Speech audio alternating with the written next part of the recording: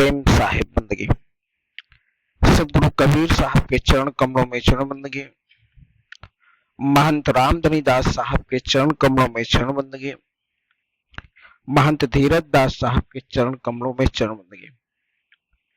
प्रिय श्रोता बंधुओं,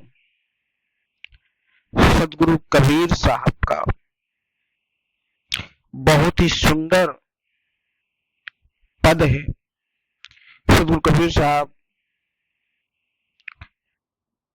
के मूल ग्रंथ बीजक में संसार के समस्त मनुष्यों को सदगुरु कबीर साहब चेताते हैं, वह बताते हैं कि इस संसार में कोई परमानेंट नहीं है। इस संसार में किसी ने अपने आप को जब तक धरती, सूर्य, आकाश, पवन, प्राकृतिक तमाम जो चीजें हैं, वह यह सोचता हो मनुष्य कि यहीं पर वह रहेगा धरती पर और उसकी मृत्यु नहीं होगी, तो यह सब क्षणभंगुर है। बंधु, सदगुरु कबीर साहब कहते हैं किसी को यहां रहना नहीं है, सबको इस मृतलोक में दफन हो जाना है और इस मृतलोक से चले जाना है। साहब कहते हैं अपने बीजक में रमणी नंबर 45 में सदगुरु कबीर साहब कहते हैं, हरा कुश रावण गौ कंसा, कृष्ण गए सुर नर मुन वंसा, ब्रह्मा गए मर्म नहीं जाना, बड़ सब गए जे रहल सयाना।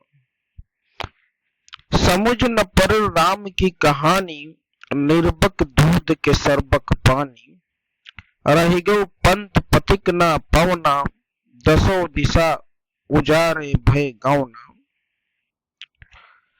मीन जाल भव ई संसारा, लोभ की नाव पसाण को भारा, खेवे सबय मर्म हम जानी, त्यों कहें रहे उतरानी। सदगुरु कबीर साहब कहते हैं, क्यों इतना उतावला होता, क्यों उतरा रहा है भाई? जरा सोचो, हिरण्याकश्यप, रावण और कंस जैसे बलशाली नहीं रहे। श्री कृष्ण, देवता, नर मुनि सब अपने परिवार सहित चले गए। ब्रह्मा जी भी जीवन का रहस्य समझा उसको जाने भी ना चले गए, जबकि वो अपने को बहुत ही विद्वान समझते थे। सदगुरु कबीर साहब करें, श्री राम की कहानी किसी की समझ में नहीं आई कि यह वास्तविक है या भ्रम में डालने वाली है। साहब सत्य बताना चाह रहे हैं, सत्य को बताते हैं। लोगों को यह भी नहीं पता कि शुद्ध दूध है या पानी। लोगों के पवन पखेरु थक जाते हैं और एक दिन 10 दरवाजे अर्थात 10 इंद्रियां उजाड़ कर चले जाते हैं। यह संसार एक जाल के समान है। जिस प्रकार मछली को फंसाने वाला जाल होता है, अज्ञानता वश मनुष्य लौह निर्मित नौका पर पत्थर लाद कर वह पार हो जाना चाहता है,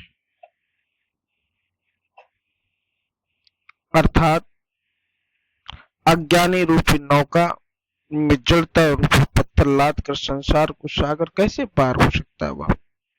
साहब कहते हैं, मछली मुख जस केचुआ, मुसहन मोह गिरदान, सरपन मह गजेवा, ऐसी जात देखी सब जान।